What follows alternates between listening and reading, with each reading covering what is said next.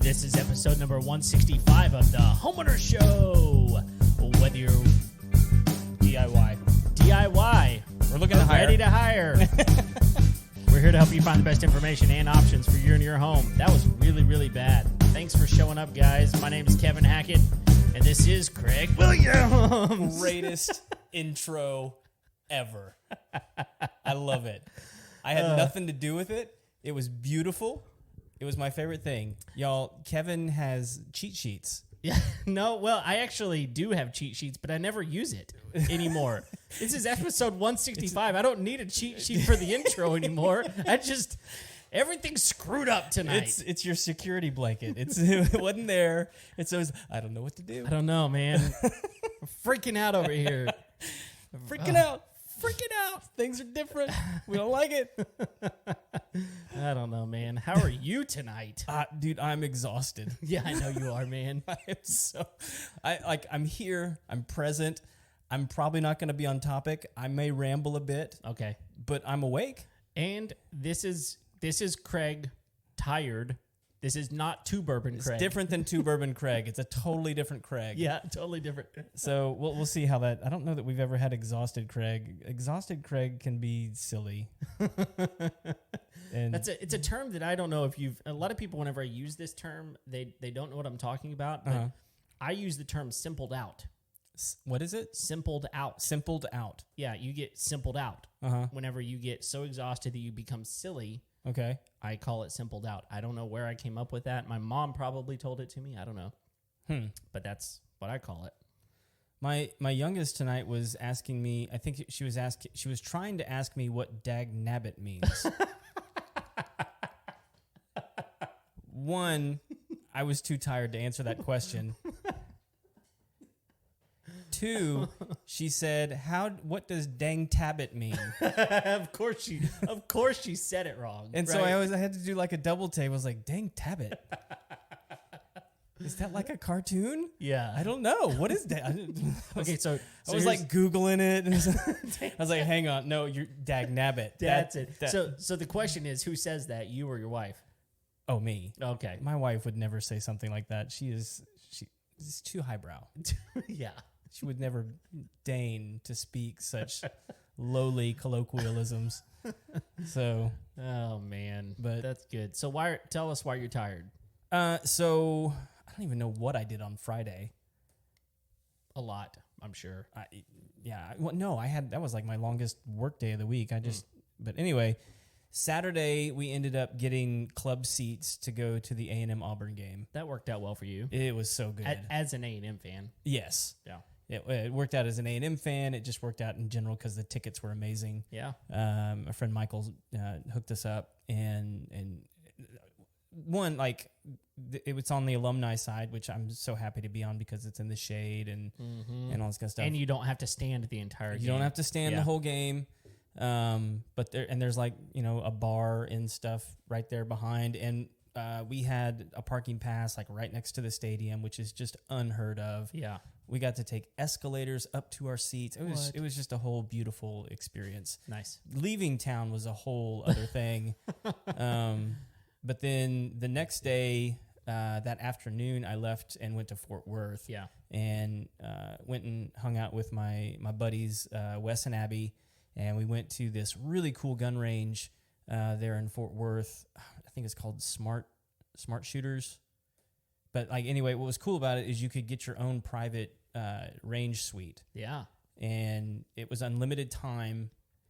And a bunch of targets and different things like that. And we just went through a ton of ammo. I guess they figure eventually you're going to run out of ammo, which means you have to leave, right? Joke was on them. I brought like 500 rounds of 22.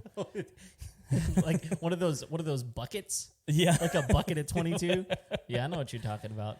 So yeah. Yeah, we had a really, really good time. And they had like this whole gun wall, and I think it was $15. And you could swap out any of the guns on the wall and take them back there and shoot them as long as you had the ammo for them. Like 007 style? It was cool. Yeah, it was like this whole like a peg wall full of nothing but handguns and semi-autos. Nice. My favorite one was this. We shot this Ruger 9mm rifle. Interesting. that had a magazine load instead. Yeah. So like for those of you that I shoot a Ruger and an SR9, and so what's cool about this rifle is you can take your magazine out of your handgun and it just slides right into the pistol. To the rifle. That's cool. And so you can you have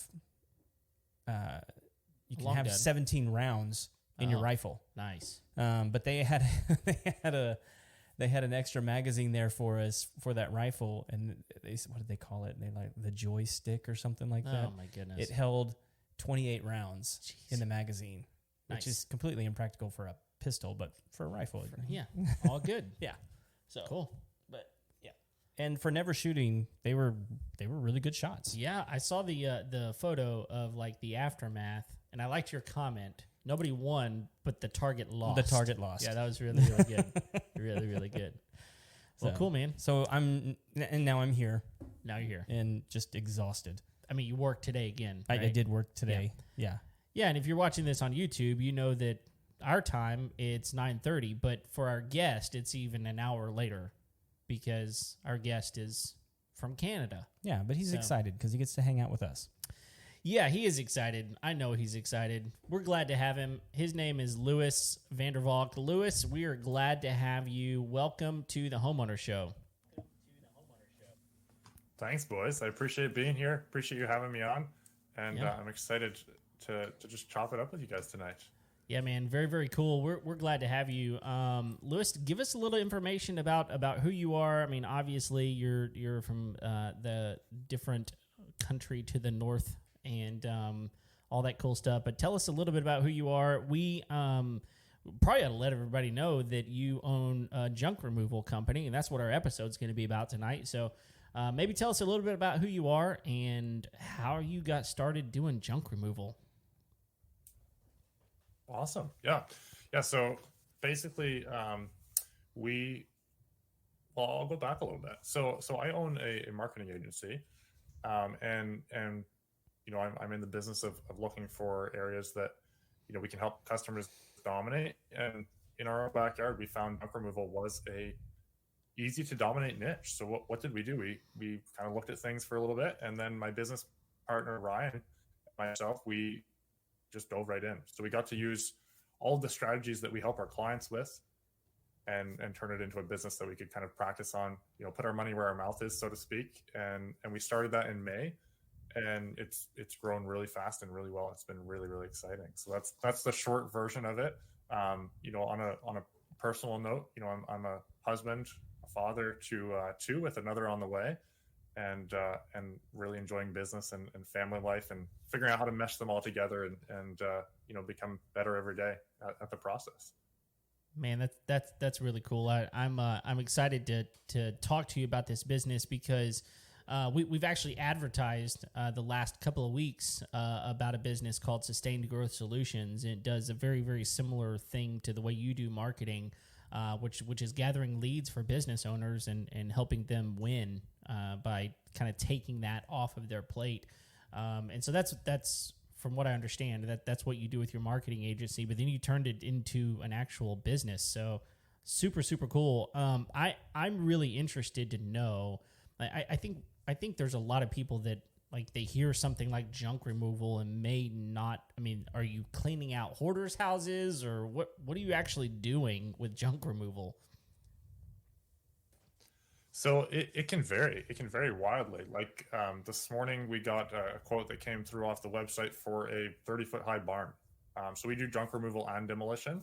So we've done, on the demolition side, we do a lot of shed demos, deck demolition, hot tub removals, that sort of thing. And then junk removal, it can be hoarders' houses. We've done a few apartment cleanouts where it was just, the tenant was evicted basically, and the apartment owner just couldn't deal with the mess. So we were called in to haul it away.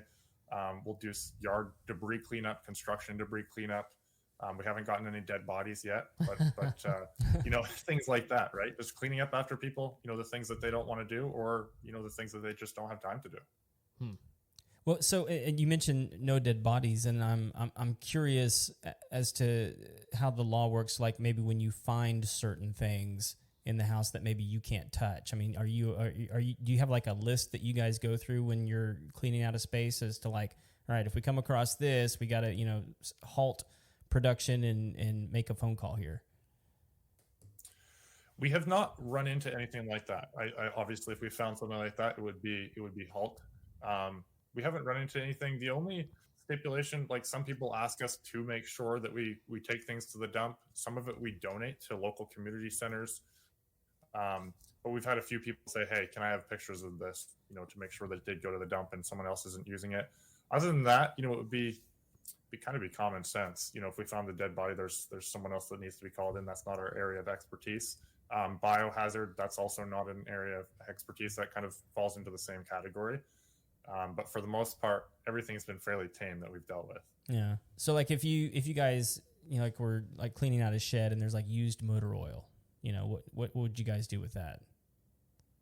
So we have disposal sites for that. So a lot of people, people mostly know you shouldn't dump it down your drain. Right. You can't, just throw it in the garbage usually. So we have disposal sites for that. And most companies like ours will have connections who they can take it to, whether it's to be recycled, to be disposed of properly, like paint and whatnot. It can't just be thrown in the garbage, or shouldn't be, that sort of thing. So there's a few things around that where, calling us may save you the hassle of having to do that, right? Having to go through that, who do I call? Where do I go? How does that all work? Yeah. I had a very well-cultured cousin one time tell me that used motor oil makes an amazing wood stain. I don't think you should try it. I don't think it's a good idea. It's just something I heard. Well, yeah, cultured. I like your smell would never leave. Yeah, no, that's the smell that keeps on giving, right? Like, yeah, just forever and ever. So that does bring me to a question though. Like, do you surely whenever you're going through something, especially like some of these barn demos, right? Like, you could reclaim this wood and stuff. So are you able to as you're removing stuff, go like, okay, this is the junk pile, this is the resale pile. Like, is there any of that going on? Yeah, there certainly is. I mean, there was one that we did recently, and basically it was someone had put them out on the curb. It was easy pickup. It was a ride-on mower and a snowblower. Ryan, took it back. He's like, hey, I'll just see what's going on. He had an extra battery. The ride-on mower fired up, and the snowblower still works. So yeah, that he's actually going to use them. A few things we've sold.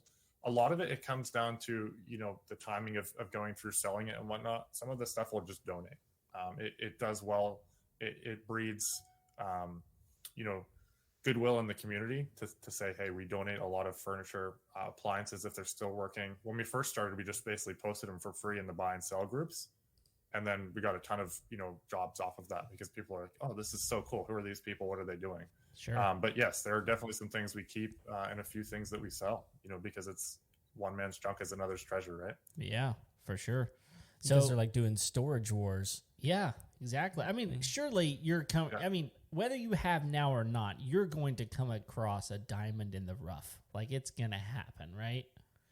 I mean, have you come across anything? It's pretty cool. Like, there's some stuff. Like, I'm not actually out in the field too much. Okay. There's been only a handful of times that I have been, and I think it's for the better because I am very much a reseller in part.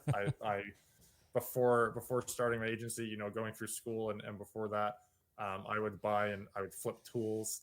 I would flip things on Marketplace. So our garage would be full of stuff if I was actually out on the trucks. But yeah, no, there's definitely some things, and you never know what you're going to come up on, right? I've talked to people in the industry. I was talking to a guy the other day. He found $10,000. Jeez. Like, just and this was a job. I don't remember. He ended up keeping it because he just couldn't get in touch with who's ever it would have been. I don't remember what the job was, but he went through the various avenues and he just ended up having a $10,000 tip on the job. Jeez, wow, that's a good day right there, man. It is. That is a good day. So if you're throwing stuff out, people who are listening, make sure you clean out your pockets and whatnot because we'll probably check quickly. Yeah, no doubt. So what is your most common reason for someone to call you? Probably the most frequent call would be things like furniture removal, appliance removal. There's been a few pianos. They pop up fairly regularly. Those are big and heavy, and we, depending on the job, we may just cut them to pieces in the area and then haul out the pieces. But some of the smaller stuff is common. We got a lot of deck and shed renovations, demolitions, as they were getting ready for renovations and they wanted to get stuff cleaned out. We'll come in, takes us a couple hours. We'll have the deck out of there, and we'll go through and clean everything up. So those are some of the common ones. Yeah. It sounds like a lot of it is like if people are planning to do like a remodeling or like a yard project, and they just want somebody who can do both ends of this. They can knock out the demo and then haul off the junk. Is that what I'm? Yeah. Exactly. Yeah, we've got a few contractors that feed us jobs. There's one guy we actually help on the marketing side. He called us in and said, "Hey, I'm just not going to have time to actually take the deck out. So we've demoed it. If you guys want to just come pick it up." We had some commercial jobs in the mall, so they were switching stores and they just wanted everything gone. So taking all that out. We're bidding on a few jobs now with some contractors where we're basically subbing for them. So there's some big demo jobs. There's a month-long job we're bidding on right now where we'll basically go in and do all the demo work ahead of their teams, tearing down the walls, doing the drywall, all that stuff.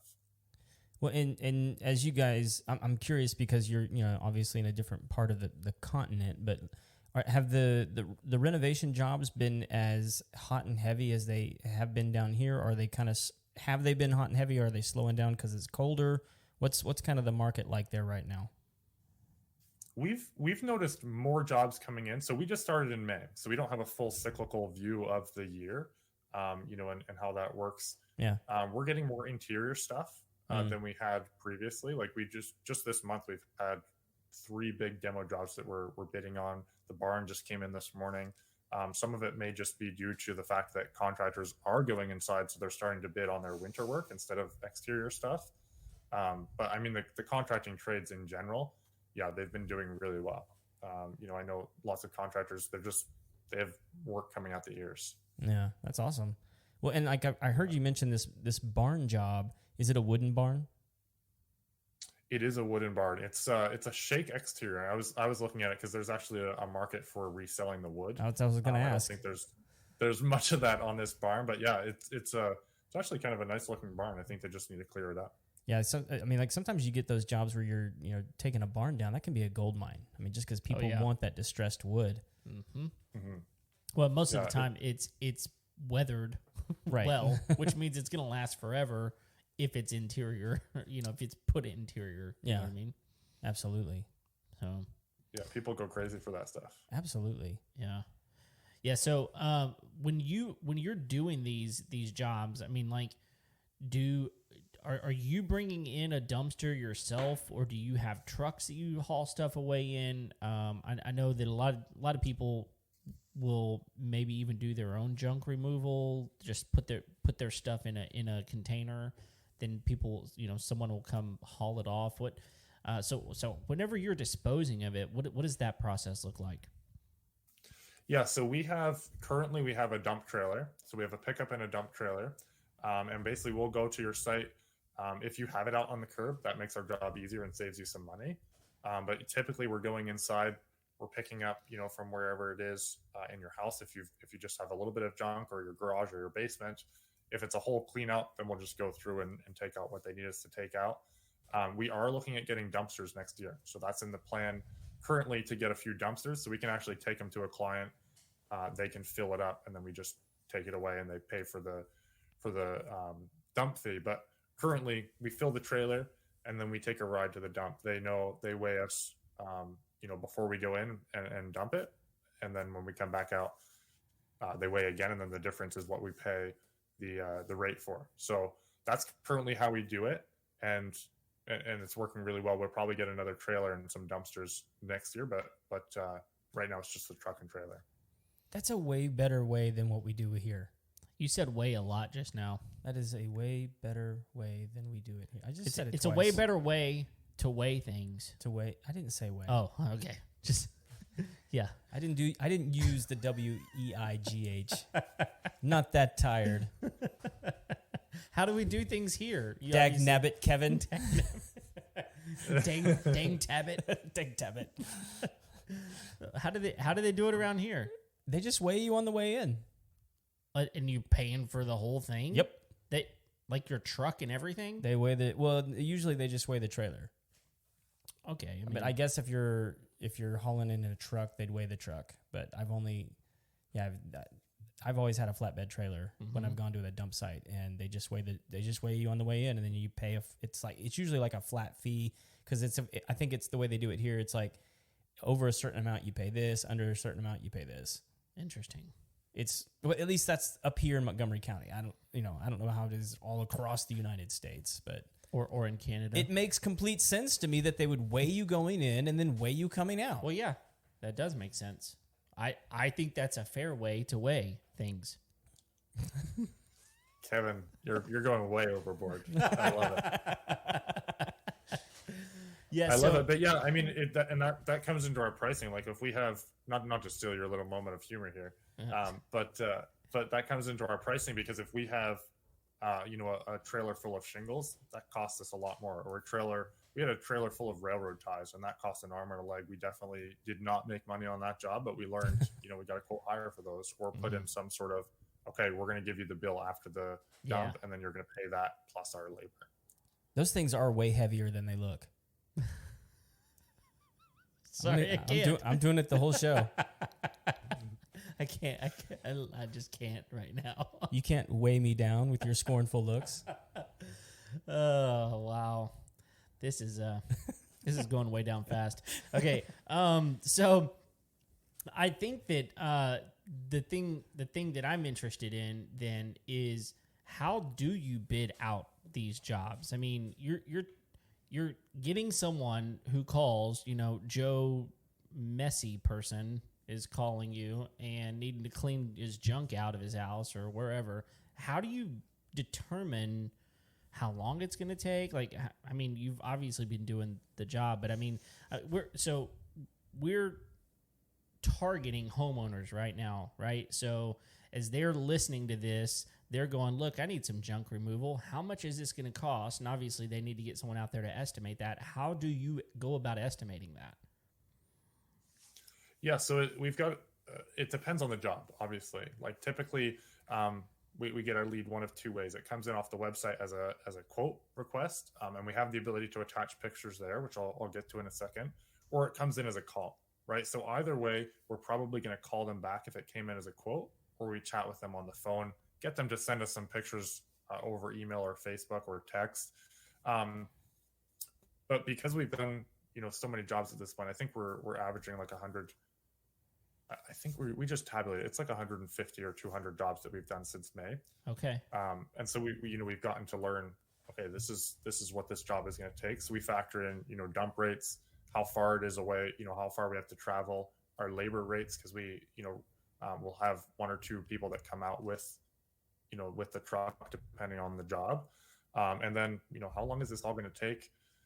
What's the opportunity cost of going in here and spending 6 hours on this job as opposed to 1 hour, doing a quick pickup. So there's a lot of things that factor into it, but the distance we have to travel, how long it's going to take, how heavy things are going to be for the dump feed. Those are the main things that we look at, and how much space it's going to take in our trailer, et cetera. Yeah. I mean, how often do you get to a place and they're like, oh yeah, I have this whole other room over here that I need to get taken care of as well. Does that happen? That happens more times than you would think. I bet someone's like, they have us out for a little job, and then they're like, usually it happens between the initial quote, and then we get out there and they're like, man, I was just, getting this stuff ready, and I realized I had all this other stuff. Can you take this and just throw it in? It's not that much more. Yeah. So we tell people, hey, if we come out and there's a bunch more, the quote's going to change. So be aware of that. The other thing is, we've quoted pictures at the beginning of piles of junk, and that is usually the hardest thing to quote is a pile of random junk that's in the grass. You open it up and there's a bunch of shingles underneath or concrete or what have you. So we typically have to go out in person on those and try and dig through a little bit. But yeah, there have been times where people they want to throw a few things extra on the pile. Yeah, I would imagine that happens pretty commonly because, I mean, I also think that a lot of times people don't realize how much junk they actually have, right? Like, I mean, Craig, you just got through like going through your barn here. It was glorious. And it looks a lot different. But I mean, did you find yourself going, I just cleaned this out. There's more and more and more, you know? Yeah, my hate grew and grew. This is a Dr. Seuss book ready to be written, isn't it? That's right. My hate grew and grew as I went through and through the junk. All the way to the dump. Yes. Guys, yes. we've got a bestseller right here. Yeah, I think we're on to something. I don't know what. We're on to something. Well, we probably need to break and pay the bills here. We do need to do that. You want to go? Yeah, sure. I'll go ahead. I already kind of mentioned Sustained Growth Solutions. It is a whole new way for business owners to figure out how to sustain their business and grow, because I know there's a lot of people out there. They want to grow their business, but they're trying to figure out how. Where are they going to get their leads from? And so Sustained Growth kind of takes that all out of their hands and puts in a whole new lead system to generate leads for your business, and it's exclusive to you. So those leads come directly to you each and every month. And so if you're interested as a business owner in getting quality, high quality, exclusive leads for your business, here's all you got to do. Send an email to info@sustainedgrowthsolutions.com. You'll be hooked up with someone who can give you some more information. Mention that you found them on the Homeowners Show, and that will be a great little plug for us. And Sustained Growth Solutions. Give them a chance. Also, this episode of the Homeowner Show is brought to you by TermaSave. TermaSave is the only residential home warranty system for and against termites. Termites are one of the most expensive bugs that you can have infest your home, causing over $2 billion worth of damage in the United States alone every year. It can be a very expensive problem to have, and if you don't have it taken care of quickly, it just gets worse. One of the things homeowners continue to do is to avoid dealing with their termite problems because it's one of the most expensive treatments that you can have done for your home. And with TermaSave, for only $35 a month, you can have your home protected. Just go to termasave.com, fill out the form, and you are on your way to full home warranty protection against termites. Bada bing, bada boom. Done. Awesome. Lewis, man, what you mentioned those railroad ties. Have you how big of a stack of those things did you pick up?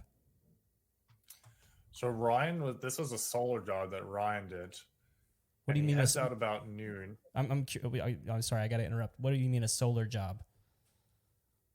Solo. So sometimes he heads out on the truck solo as opposed to having a helper. Sorry. He's from the Northeast, right? One of them is solar. Yeah, not solar as in like a sunshiny job. It's a solo, like a solo cup. It's like, were they installing solar panels on railroad ties? I feel like sunshiny job is part of the Dr. Seuss book we're gonna write. All right, continue, Lewis. Yeah, so he did a solo job. So he headed out about noon, and we're like, all right, cool. Just headed out to do this job. Helping this lady out get some railroad ties and some junk and whatnot out of her yard. There's some scrap there. He was excited about getting that, because we'll recycle scrap and get a little bit of money back for it. At around 4:00 in the afternoon. Notice I said he went out at noon. Yeah. Around 4:00 in the afternoon, I was like, "How's things going?" He's like, "Man, I underbid this job. This is brutal." He ended up hauling out 8,000 pounds of railroad ties by himself. Wow, that's insane. Wow. It almost overfilled the trailer. So he lifted them all in. Like some of them he had to chop up, but I think he got out of there around 8 in the evening.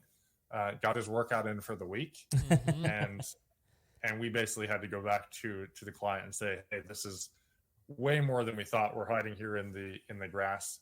We're gonna have to get you to foot some of the bill. We way underbid this." So that was a fun learning experience. That was in our first couple months of running the business. So it kind of changed how we bid the jobs, and we learned from it and pivoted. But yeah, that was a good, fun job for sure. I got to tell you, I've never heard like a good railroad tie story that ended well for the person who got involved. Well, I'll say this. So there's a reason that Craig asked you this question, Lewis. And I want to hear it. Yeah, there's a reason. I will tell you, they burn a long time. A long and Kevin was involved in that. I was. It was a long night, and I think it was a year ago yesterday. It was a year ago yesterday, and there's a reason we know that, but it doesn't matter. We needed more drinks. It took a long. We left it. It was still going. Yeah, I think you had the smart move by hauling them off. We had, I don't know how many of them there were, Kev. Well, there weren't just railroad ties. There were telephone poles as well. Yes, right. There was a lot less telephone poles than there were railroad ties. No, there were. I don't know. I bet there were. There had to have been at least 20 of them. I was going to say 20, 25 at least. Yeah. Yeah, and so we lit it on fire, and I don't think I left the fire until like 3 or 4 in the morning that day. Couldn't. I mean, we started like around 4, 5 in the afternoon. Yeah, it was one of those deals where it's like, and it smoldered for like 2 or 3 days after. Yeah. I mean, I was going to say it's probably still burning a little bit now. It may be. I know that it was one of those deals where Craig was like, "Hey, I've got the water hose over here," and I'm like, "Well, do you have your phone on you, and is it charged where it can call 911?" That's what I want to know, because it was a big fire. It was a big fire. Yeah, it was a hot fire. It was a really hot fire. We had to sit a ways away from that fire. Yeah. So you're basically burning pure oil at that point. It's like a candle wick. It is. I mean, it's really what it is. Yeah. So, I mean, I don't know what they season those things with, but creosote. Okay, whatever he just said. They're soaked a long time. So creosote is, everyone believes it to be like this magical thing that keeps bugs from eating wood. It's not true. What does it do?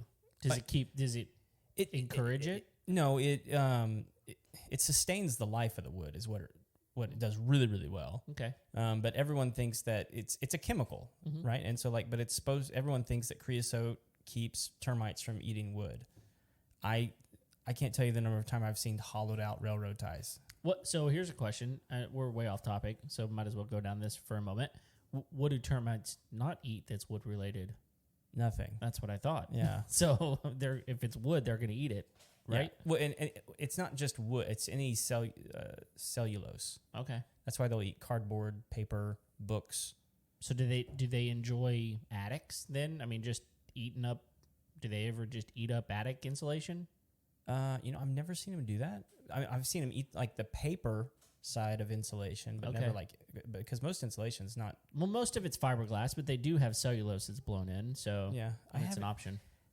That's a different kind of termite, so that'd be kind of weird. Okay. But that's a different show. Yeah. So Lewis, have you ever carried off termite infested things in the past? We haven't. So termites aren't. They. I was gonna say they're probably not as common where he's at. Now we know. No, they're really not. The beautiful thing about Canada is that we have winter, so it freezes all those sorts of things and they die, and then spring comes and we can enjoy summer without termites. What do they call that when it's like so many inches of the topsoil freezes? You know what I'm talking about? Like permafrost? Yeah, is that what that is? I think so. Yeah, and it stays frozen year round, kind of thing. Okay. Wow, man. We don't have that here, but yeah, when you get up way north. Yeah, I mean you're. I mean, how far are you from the United States border? So I'm right on the Maine border. Yeah, I'm like an hour from Maine. Okay. So we're practically no different than Maine. Practically no different. So you eat a lot of lobster? Is that what I'm hearing? There's a lot of lobster. Yeah, a lot of lobster, a lot of seafood, all that good stuff. Man, this sounds glorious. Absolutely glorious. Except for all the junk. That's not glorious. Obviously, Canada has a lot of junk. Canada's the only place with junk, which is why we decided to set up here. You've not been to Texas. there's a lot of really, really, really old places here in Texas. Well, my follow-up question to that for Lewis is like one of the ways that you see it dealt with here in Texas is like every mile and a half there's a storage facility. Oh yeah. And they're all climate controlled or, boat storage, junk storage, wine storage. I mean, there's just everywhere a plethora of storage facilities everywhere. Yeah. Do you guys not have that, or is it just like a different? We definitely do have that. We actually have done a few storage facility cleanups. So someone's just stopped paying, and it doesn't go to auction or something, or they're just moving and we did one moving job for someone where it was basically just move it to this other storage facility. But yeah, storage facility cleanouts, we definitely have them. They're not as common, I would say, in probably more population dense areas. Up here, there's enough land where, there's land in Texas too, but there's enough land where it just accumulates on their yards and they don't care enough to call us. Those will probably never be our clients. Their storage facility is just strewn across their yard. That's so true. I mean, so there's a lot of places in Texas. I'm thinking of one place in particular on the way to where we go for Thanksgiving every year, which is Caddo Lake, where you drive by this place. And so we've all seen hoarder homes, right? Like inside a hoarder home. In fact, we actually had a really cool episode on hoarders. Yeah. Way back. That was like episode. I think it was like 2 years ago. Yeah, it was a long time ago. Anyway, really cool episode if you're wanting an episode on hoarding. But it's a piece of land. I don't know how many acres it is, but there's multiple acres. And imagine the inside of a hoarder's house, only it is the entire acreage. Gross. I mean, there's cars, there's appliances, there's wood, there's bicycles, you name it, and there's junk all over this place. Like, I don't know. It would take you, it would, especially with one trailer, Lewis, you could probably spend a month there. No, not even kidding. And so there's definitely places like that they don't even know what they have. It's just junk everywhere. It's insane. Lewis, do you guys do car removals and things like that? We have, I believe we've gotten one or two. There's a lot of scrappers around, so they're just going to haul it off. We do advertise for, if someone has a car that needs to be hauled to, one of the areas that scraps it, we will do that. We can fit them in our trailer. So it's something we certainly can do. Interesting. And do you guys, I think you alluded to this earlier, do you guys sort of separate the materials? We gutted a cabin not too long ago, and we pulled all the copper out of the walls because we knew the whole house needed to be rewired. So we just kept all the copper so we could sell the copper. Sure. Do you guys do stuff like that as well? 100%. Yeah. There's times typically, if there's some metal, we'll sort it toward the back of the trailer, and then we'll take that back to the shop. And then when we get enough, we'll just take a whole load in and recycle it and get paid for that scrap. Whether it's aluminum or steel or copper. We definitely, it offsets some of our costs and comes in and just makes the job that much more profitable. So what is your, I guess what is your favorite call to get then? This is, you've obviously built a lead generation site. You found a niche market. And so what's your favorite call to kind of have come in and that's exactly what we were looking for? I think, the favorite ones are someone says, hey, I've just got this pile of stuff. It's out on the street. We can just pop in and take it off. The deck and shed demos, they're a lot of fun. Everyone likes to wield the chainsaw or the sawzall or what have you. They're a lot of fun. They're quick and they're, we charge for them, right? There's risk involved. You never quite know how the job will turn out. So not everyone is as profitable. But those are fun. Those are fun jobs. And then the appliance removals, furniture removals, they're all fairly straightforward. Yeah. So, I guess one of my questions is when you're doing your junk removals, how often are you kind of going, okay, this is going to this is going to change how we do this in the future. Like as you're learning this, do you feel like you've kind of come across most things at this point, or do you feel like there's still stuff you have to figure out? I think the biggest thing for us is as we move into bigger demolition jobs, we rent equipment currently for the ones that, that just are outside of the realm of taking down with a chainsaw and a sawzall. And then, next year we're looking at, hey, do we buy a digger? Do we form a partnership with someone who can come in and sub with us?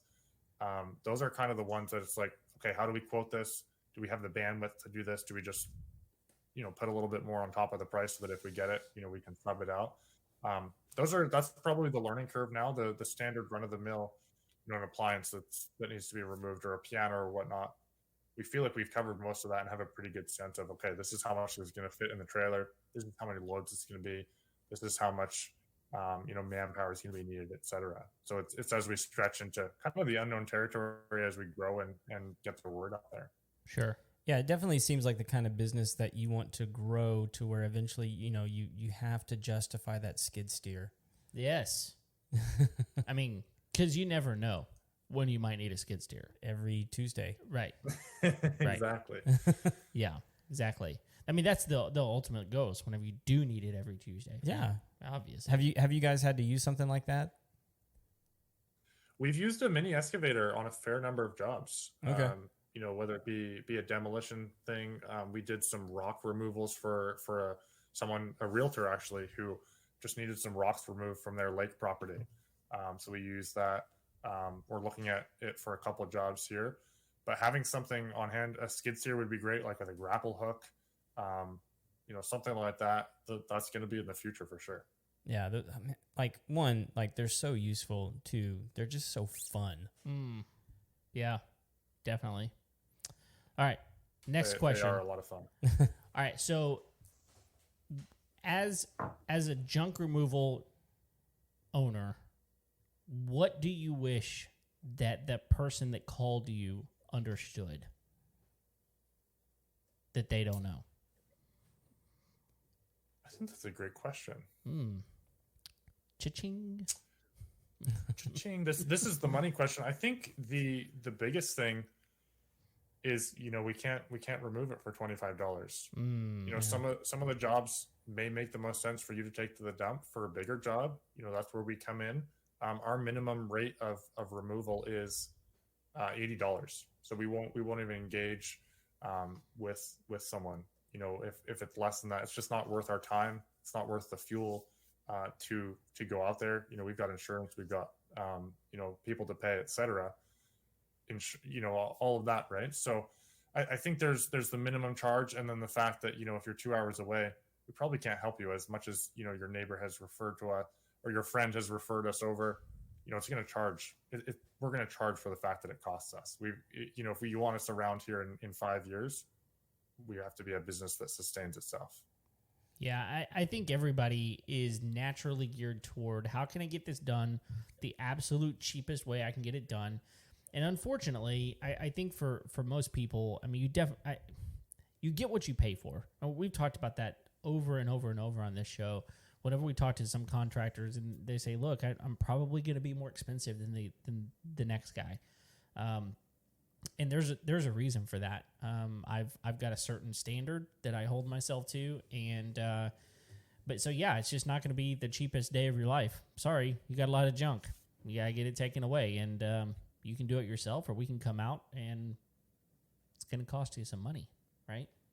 Do you think? Okay, so let me ask you this: do you think that there's going to come a point whenever you do have those dumpsters where it's going to wind up making some things more affordable for some people, or those? I have no idea how much dumpsters cost to have them. And Craig, I know you all just recently had one, but I mean, do you think that's going to change some things?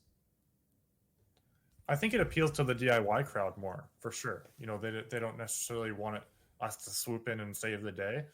They may be doing a little bit of a longer project. So it's definitely going to open up options for us. It's going to open up probably some more stubbing for different contractors, because they're always needing it for shingles or for different debris needs.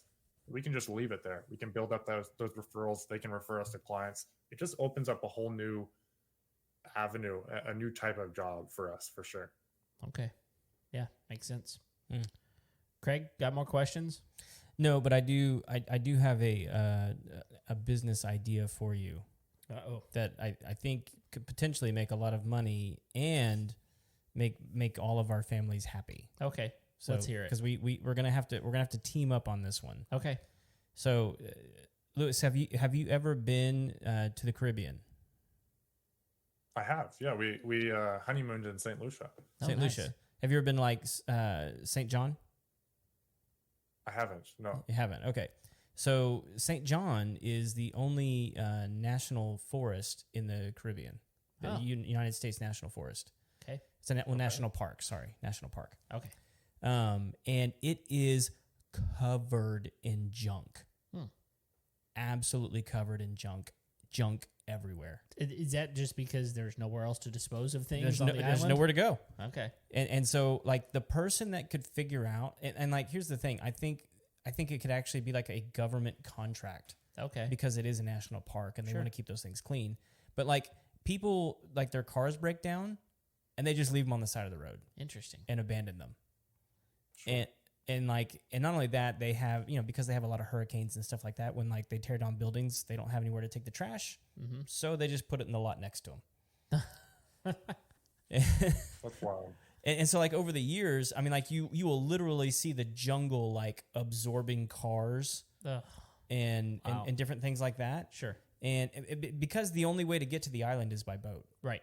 And so really you just need like enough government money to invest in a barge and some guys and some crews to get the, Okay, so that's the business strategy is for us to go remove the junk in St. Lucia. Yeah. And in the afternoons, we go find the little pool bar. Is that the way that works? That's absolutely the way it pays for all of our rum. and That whatever sounds like a money idea. It does. Yeah. Yo ho ho. Yo ho ho. Yo ho ho. Oh man. See, there it is. We just needed the name. Yep. We've now that we've figured out a name, it's just a matter of Lewis, you've got the expertise. Craig and I don't have anything. Craig has the idea. I got nothing.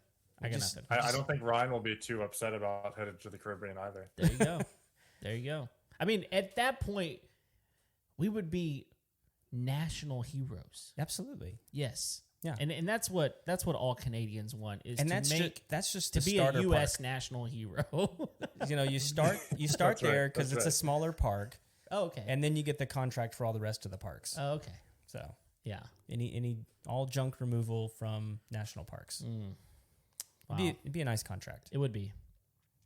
It would be. Sounds good. Let's draw it up off air after. I'm down to make it happen. All right, Lewis is with me. Yeah. I know Lewis. He's up for a good idea. He's up for a good idea. I am. All right. So here's the next money question before we get to the thing that everybody waits for, and that is, what have we not talked about in regards to junk removal that you think a homeowner ought to know? I think you should just save all your junk for us and not ever get rid of it, so that we can just keep feeding our families and making the community better. Yeah. Hey, I'm all for that. Yeah. Let you figure out a way for me to stay sustainable. That would be perfect. Yeah. It's a pretty straightforward business. There's not a ton of levels of complication. I listened to a few shows that you guys have done, and there's always some hidden thing. The work that we do, it's fairly straightforward. It solves a problem. For a lot of people, they don't have the time, the money, they have the money because they're calling us in, the time, resources, or the manpower to make it happen. And a lot of people surprisingly don't know that companies like ours exist. Yeah. They kind of let it sit. When we ran some Facebook ads as we were getting the brand out there, we'd have people reaching out saying, "Man, I've been waiting for this forever," or connecting with realtors and they're saying, "I had clients that could have used you and they hauled it all away themselves," kind of thing. So I think the biggest thing is maybe some education, certainly in our area, around the fact that, hey, you can get someone in to remove your deck. You can get someone in to, clear out that commercial area that you need. We did like a dentist office basement clear out. different stuff like that people just don't know that they can call someone. It doesn't really fit a moving company. It doesn't really fit, just calling your friends over for a pizza party. But hey, we're here. We exist. We can help you solve a problem. I mean, in my mind, it's a mental health service, because I know that so many people deal with junk at a level where it creates anxiety and overwhelming feelings. Yeah. Because they don't know where to start.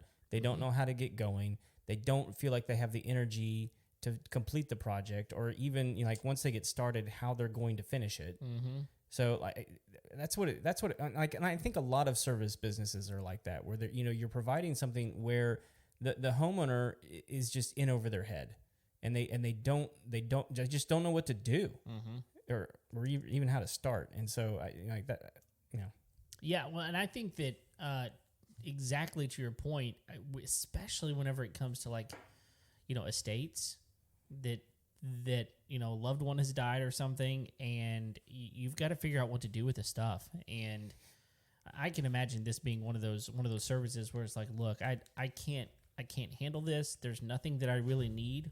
I've gone through. I've picked up the valuable things that are valuable to me, at least. I just need someone else to take care of it. So I can see that being a huge thing for sure. It's emotionally and physically exhausting, right? I mean, we've got stuff that we've been cleaning up from Alyssa's mom. She passed away a few years ago, and we have a lot of stuff. We've been recently, clearing out some rooms here, and we're taking multiple trips to the consignment stores just to drop it off. And it takes energy. It takes time to set aside. Sometimes you just got to have someone to come in and swoop in and take it, as long as there's nothing valuable in there. Yeah. Cutting ties with that emotionally can be the biggest relief for a lot of people. Yeah, I think that's true. I do want to circle back really quick. You said you were cleaning out a dentist basement. That's when your teeth are really bad. It's like, look, you got to go to the basement for this procedure. It's like this downstairs this is the place where you're going to get fixed. Is that like juvenile detention dentistry? Is that it? Yeah, it's like, this is like prison dentistry right here, right?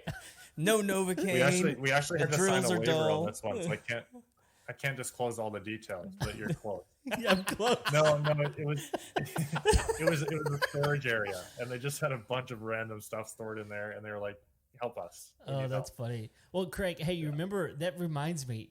Didn't we put up a it was a listing for a home that had a jail in it? Do you remember this?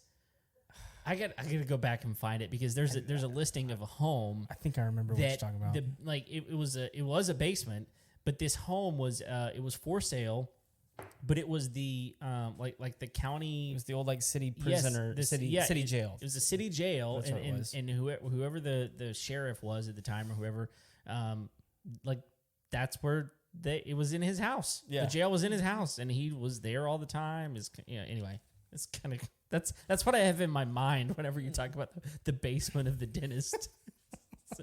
That's wild. There's so many ways that story could go with the jail and the house, but I'm gonna keep it on track here. Yeah, this is not part of the Dr. Seuss book. I'll tell you that.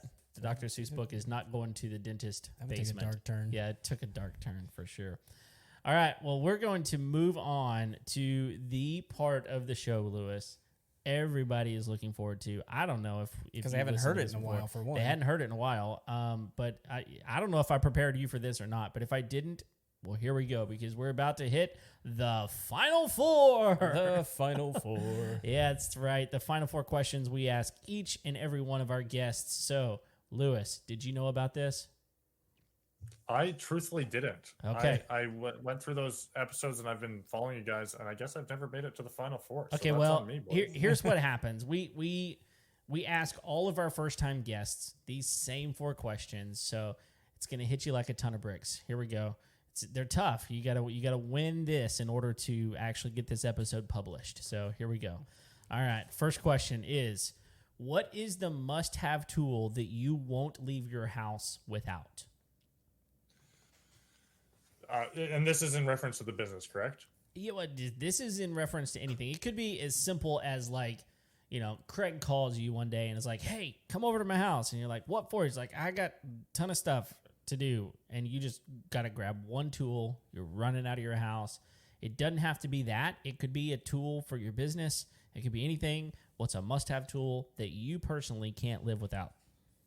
I cannot live without a watch. I have to have a watch with me everywhere. I feel naked for one, and I'd have no context as to where my life is going and what's happening if I don't have a handle on the time. Okay. Oh, a handle on the time. That is poetic right there. We talking pocket? That is. Wrist? I didn't even know that. Digital? Wind up? What are we talking? I have a G-Shock, so it's got digital and analog. I don't know if you can see it here for all the viewers at home there. Yeah. But it's a G-Shock watch, and it keeps me on track. Nice. Cool. I just sport the iWatch. I love it. It's not an iWatch I love sport. it. Yeah, I've had conversations with people. I am extremely rough on watches, so this is the only one that's maintained itself. I haven't tried a smartwatch in their defense. I don't know if I will because I like the look of this one. Yeah. But yeah, a watch is an important accessory for me. Interesting. There we go. Now I'm back on. Yeah. I didn't take the plunge with the iWatch until I could found out I could go underwater with it. Oh yeah. When they came out with that one. Once they had that, I was sold. Yeah, I actually dropped mine in the bottom of the Blue Hole in New Mexico, which I think it's like I don't remember exactly. I think it's 80 feet deep. Okay. I believe it's either 60 or 80 feet deep. It's a constant 61 degrees in this this little place, and it came off. I dove in, and it came off. A diver had to go down and get it, and it came back up, and it was still working. That's fantastic. So, yeah, I was That's cool. pretty pumped about that. So, yeah. All right. Question number 2. What is a job you've walked away from? So we actually wrote this question poorly. We wanted to ask the question, what's a project at your house that you've walked away from? You had to call in a contractor. You started it, and then you were like, look, I can't finish this. This is too much for me. But we didn't. We quickly wrote, what's a job you walked away from, right? And so some people take this as a career you walked away from. Some people take it as like a job that you were working on that you walked away from. But I'll let you take it wherever you want to. Lewis, what's a job you walked away from? Oh, there's so many ways to take that now that you opened it up like that. I would say, I mean, there's many. Saying no is a skill that I'm working to perfect. I walked away from an engineering career, actually. Okay. That's probably the most blatant one that steps out. I went to school, have a degree in engineering, and quickly realized, I liked interacting with people more, and I just had this desire to do more and kind of be more in control of the ship. Notice I didn't say have more time freedom, because starting a business is pretty in depth. But I kind of got told no at a job. I asked for a raise at a job and got let go 2 days later. And so that was kind of the first thing. I ended up getting another job at an engineering firm, but that catapulted me into the business world. So walking away from that, much to the disconcertment of my parents, they're like, what are you doing? You just got this degree and all of that. So that was a big pivot for sure. Yeah. And I would say it's worked out well for you. But I could very, very pleased with it. Yeah. And because I think it's one of those deals where you took that problem and are like, I'm never going to put myself in a position where someone else is controlling that in my life again. And you took control of that yourself. It changed the perspective, from, you have a career that's great and, consistent stream of income for the family, to now it was a much easier sell for my wife to take a little bit more of a risk with the income stream, having seen that it could just go poof in 2 days' time. Nice. Yeah. No, that makes a lot of sense. So I think that's the perfect answer for you from what I can tell. That's good. All right. Next question. How do you wind down at the end of a long day? I don't do a whole lot of winding down, if I'm honest. I go in sprints. So I do, like, at the end of my workday, one of the things I've been working on is separating from, business life, because it's just go from the minute I step in the office to when I step out, and my brain will just keep going. As I blend back into dad life and whatnot. So I try and take 15 minutes and just empty my brain onto my to-do list. But winding down, it'll be about, once a week is pretty much the rhythm that I am in. I'll reading is probably my favorite wind down. I'll read for a couple hours, maybe get a book or two done. But reading consistently, going for a walk, those are probably two of the biggest ones to just, kind of reset and reframe and get some perspective back. Cool. What are you reading right now? Well, that's a great question. I have a lot of unfinished books. I'm reading. I just started A Man's Search for Meaning by Viktor Frankl. Oh, okay. Is that was that referred to you by Mr. Peterson? It may have been down the line. I didn't get it directly from him, but I've seen it kicking around in a few of my circles, and I was like, okay, it's time to start reading. I started it last night and got like halfway through the book. It's pretty crazy. Yeah, and it's a good one. I know Jordan Peterson talks about that one a lot. Yeah. So do you tend to do more psychology, or are you just kind of all over the map? I am more in the vein of psychology, sales, a lot of business and development books, and then autobiographies. I haven't picked up a fiction book for a long time. I'm with you. Yeah.